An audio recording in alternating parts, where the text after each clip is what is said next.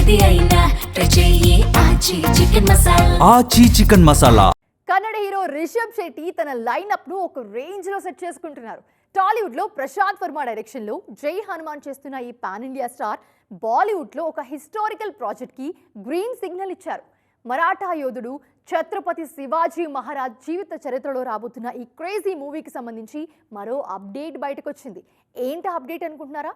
మీరు కూడా చూడండి. అయితే కాంతారా సక్సెస్ తర్వాత పాన్ ఇండియా వైడ్ గా సాలిడ్ క్రేజ్ తెచ్చుకున్న రిషబ్ శెట్టి ఇప్పుడు బాలీవుడ్ ఎంట్రీకి సిద్ధమయ్యారు. సందీప్ సింగ్ దర్శకత్వంలో ముస్తాబవుతున్న the pride of Bharat Chhatrapati Shivaji Maharaj మూవీలో టైటిల్ రోల్ ప్లే చేస్తున్నారు.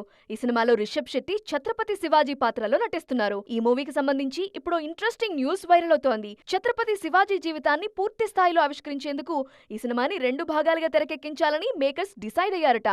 ఏకంగా 500 కోట్ల రూపాయల భారీ బడ్జెట్ తో ఈ 2 భాగాలను నిర్మించడానికి సన్నాహాలు చేస్తున్నారు.